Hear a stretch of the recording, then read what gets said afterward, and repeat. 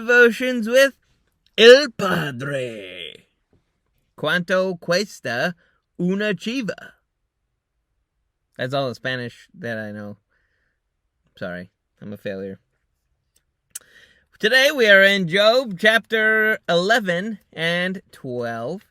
I hope you can take a moment to go read it. If you haven't read it yet, you need to read it. It's going to be really good.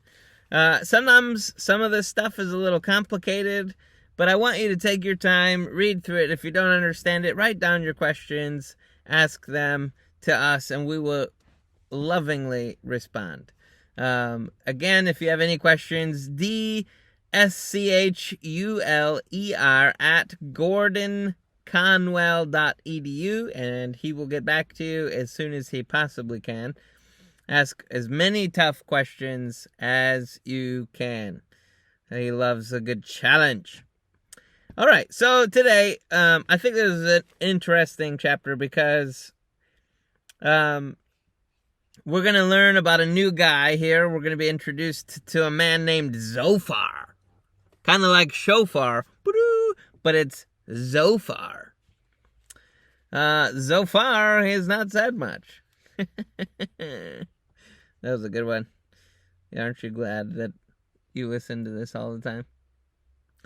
Oh, before we get into this, I have one question for you. This is the only question.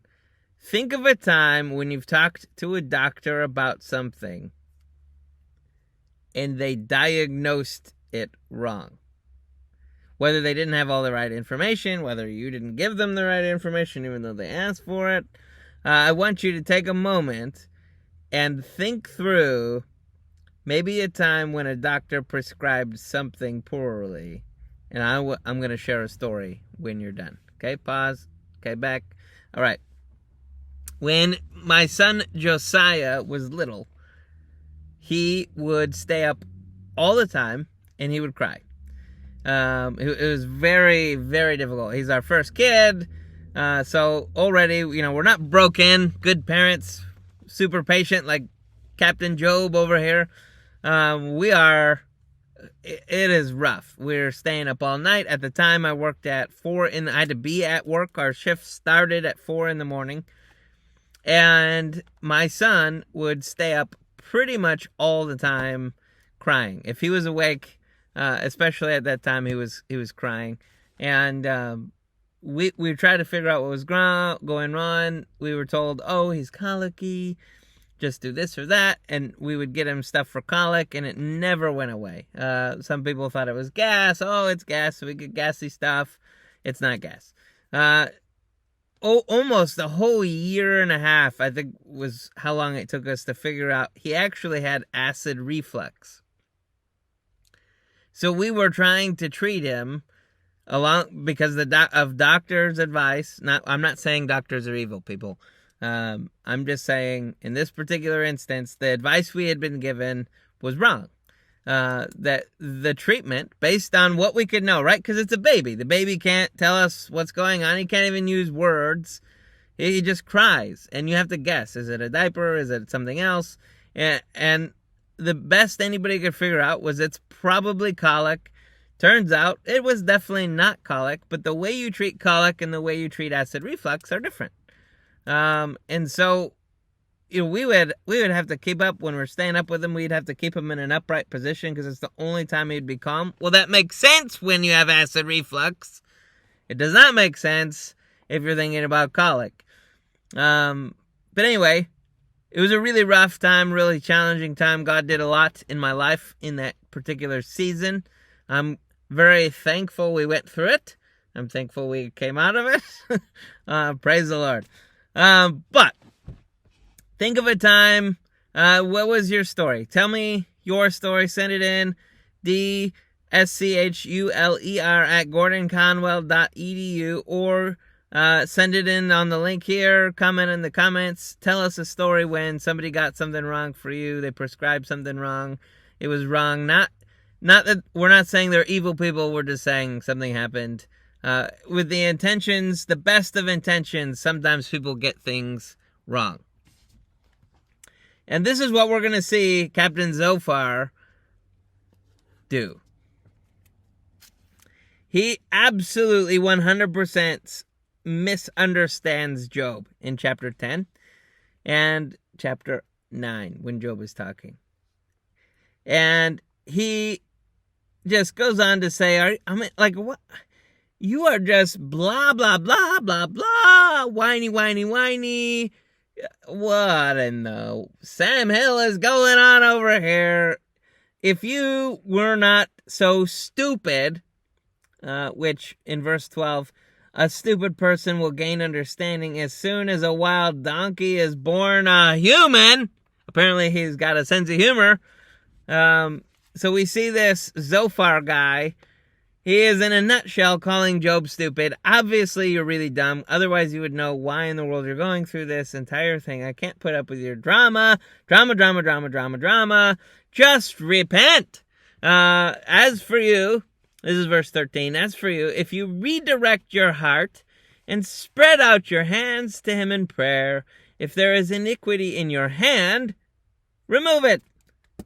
And don't allow injustice to dwell in your tents.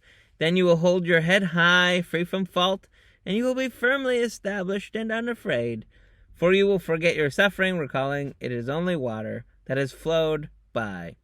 Your life will be brighter than noonday, its darkness will be like the morning, and you will be confident because there is hope. You will look carefully about and lie down in safety. What he is saying here, I want to take a moment. Zophar, his advice here is actually good advice. Just like the advice of the doctor, if my son would have had colic, the advice would have been absolutely great. It would have helped with the colic. But he didn't have colic. It's the same way with Job here. His advice is based on somebody who is stupid, who doesn't have a clue why they're suffering. Job doesn't know why he's suffering, but he also is innocent, according to the passage, right? Like, he hadn't done anything wrong to deserve the affliction he got. So here we go. Sometimes we give good advice based on our understanding of somebody else's circumstances, and we're wrong. We do our best. We have good intentions. We've read the Bible. We want to give you the best, absolute best advice we possibly can. We're not evil. We want what's best for you, and we still jack it up. We do not want good advice. We want God advice. And by that I mean, our wisdom is the best we can possibly do, right? Good enough. For the moment. But what we want is not just what's good. We want what's best. We want to know, what does God say about this situation? And the way we get there, and to be honest, there are a lot of people out there that are super bitter because people gave really bad advice. Now, sometimes that's because people are rebellious and they don't want to hear the truth, and they're just mad because you said the truth and they didn't want to hear it. That's not always the case. Sometimes you gave really crappy advice, or I gave really crappy advice, or good advice to the wrong situation, and we just messed up. Innocent mess up. And what we need to do is be willing to give godly advice. God sees everything. He has access to all of the information. He knows the why you're in the situation. He knows your heart. He knows your actions. He's absolutely fully just. He is a beautiful, unequal God. And yet, here we are, sometimes doing our best to give our advice when we haven't prayed and we haven't sought the Lord, which, based on this particular part of the text so far, we do not see Zophar praying. That doesn't mean he doesn't pray. It just means we don't see it here so far. But he's not giving advice based on godly counsel, based on what God has said. He is giving advice based on what he has observed in life, using the best he can with the wisdom that he has, which is good. Kind of like when your dad tells you not to get tattoos because it will help you not get awesome jobs. It's good advice. It's not always the perfect advice for you in the particular situation you're in. It's still wise, but it's not necessarily applied to you in that moment. Maybe you're watching this and you really do need to consider that tattoo part. Who knows? I don't know. Let's go to Matthew 12. I'm going to give you a real quick instance where Jesus deals with this particular type of situation. Matthew 12.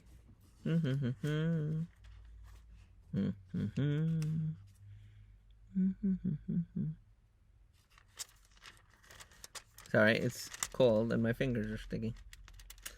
All right, starting in verse 10, the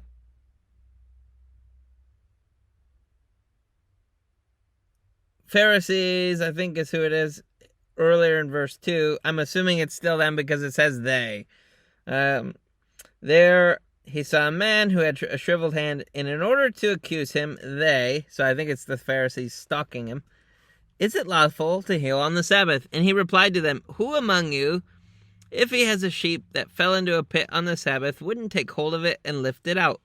A person is worth far more than a sheep. So is it lawful to do what is good on the Sabbath? Then he stretched out his hand, stretch out your hand. But the Pharisees went out and plotted against him and how they might kill him. Why? Because they're mad, because they missed it.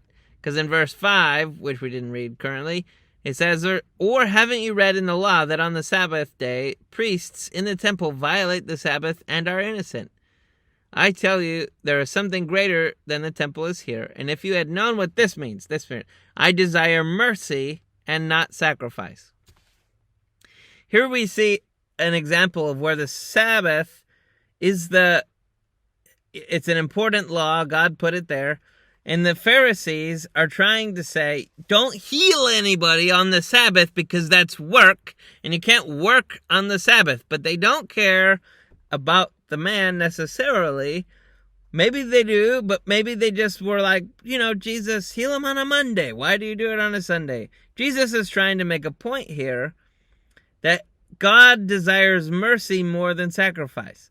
He's trying to also make a point that this person is more valuable than the animal that you would use to work with to get them out of the pit on a Sabbath day. You wouldn't just let them die because they're drowning in a pit and it's a Sabbath. Oh, I'm sorry, I can't rescue you. It's a Sabbath.